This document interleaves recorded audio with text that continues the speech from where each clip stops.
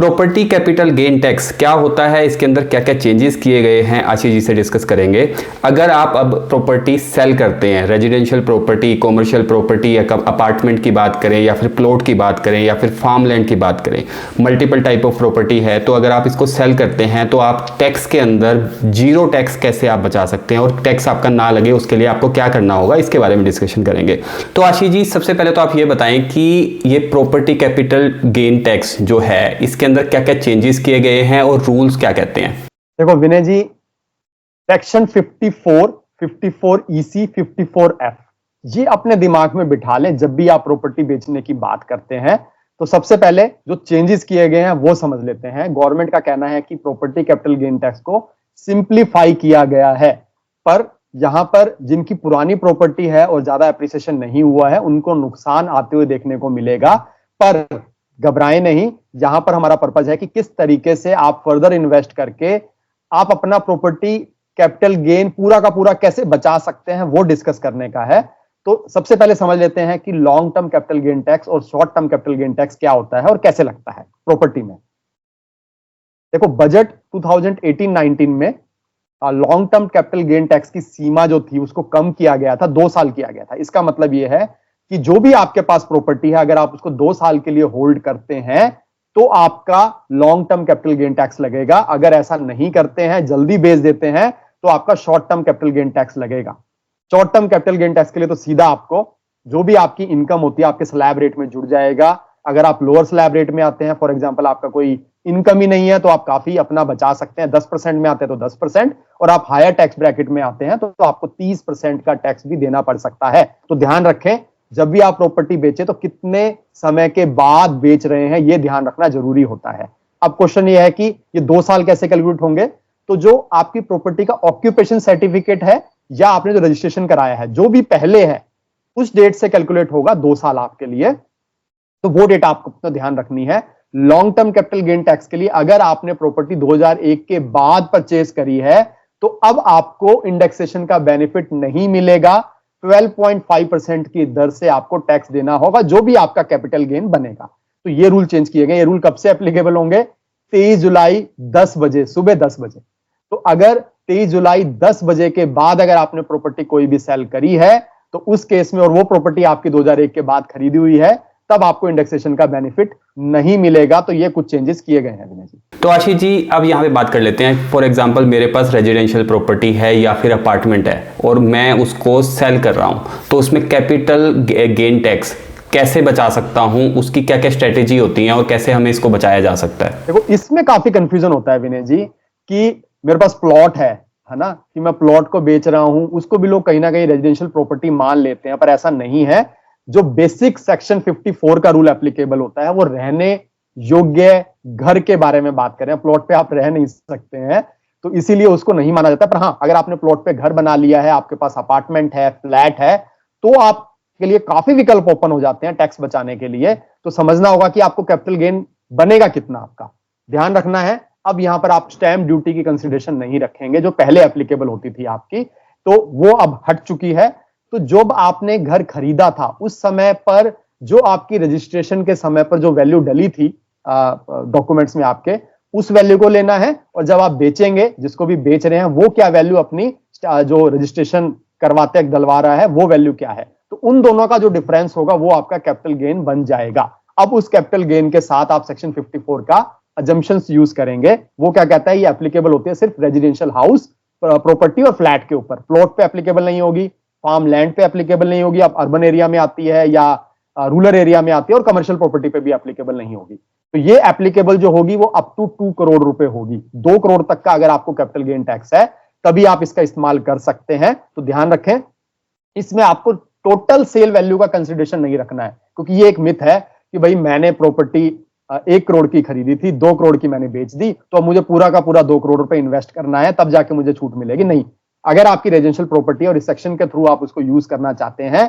तो आपको जो कैपिटल गेन बना है आपका 1 करोड़ रुपए, मतलब 2 करोड़ माइनस 1 करोड़ रुपए, 1 करोड़ रुपए ही फर्दर इन्वेस्ट करना है। कहां इन्वेस्ट करना है?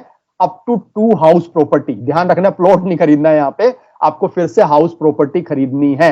ये चेंजेस किए गए हैं बजट 2019 के अंतर्गत। तो यहां पर ध्यान रखना, प्लॉट नहीं खरीदना। अगर आप प्लॉट खरीदते हैं, ऐसा नहीं है कि प्लॉट खरीद ही नहीं सकते, पर एक चीज ध्यान रख लेनी है कि अगर आप उस कैपिटल गेन को प्लॉट में खरीदने में यूज करते हैं तो 3 साल के अंदर अंदर उस प्लॉट के ऊपर आपको घर बनाना होगा, उसका ऑक्यूपेशन सर्टिफिकेट लेके आना होगा।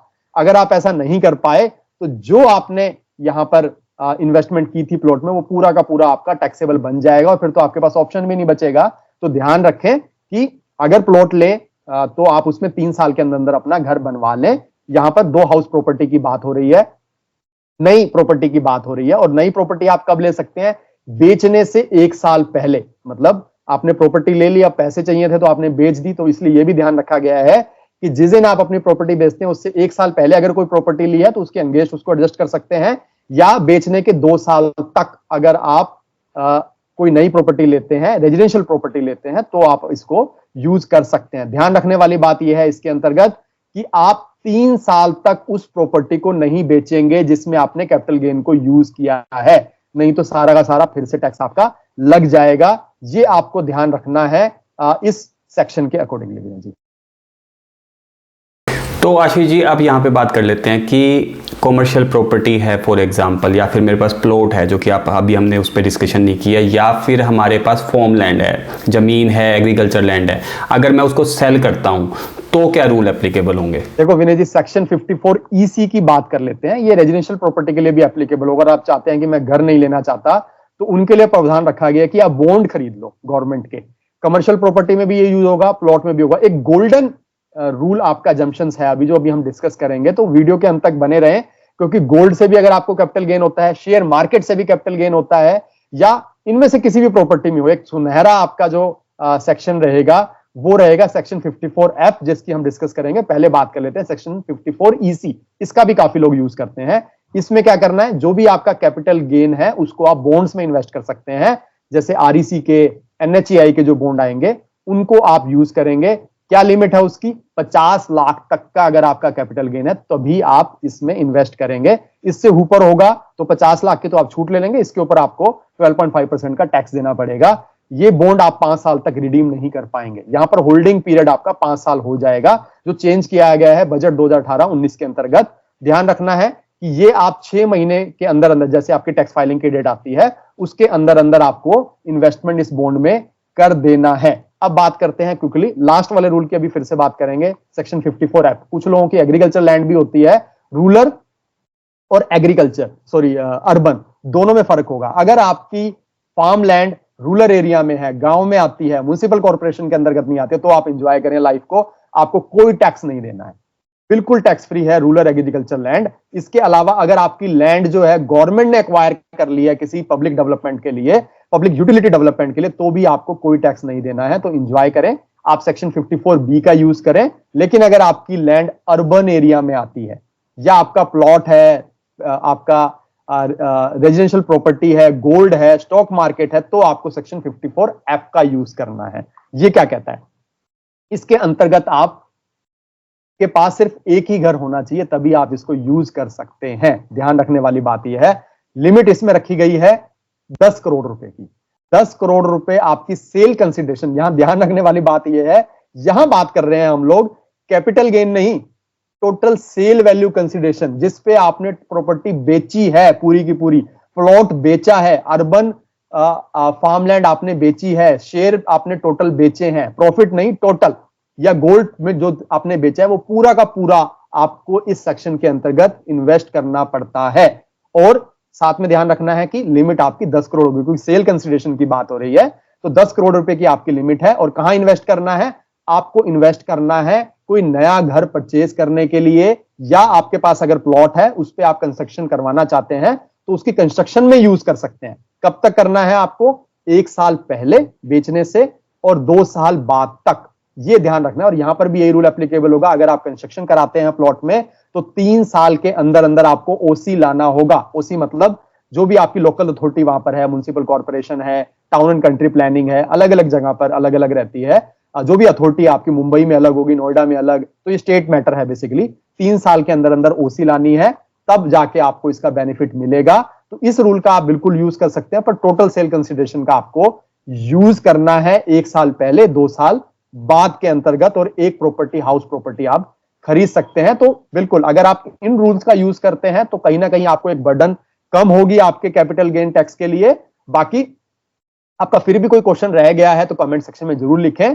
थोड़ा डिले रिप्लाई रह सकता है पर आपको रिप्लाई जरूर मिलेगा कैलकुलेशन के साथ।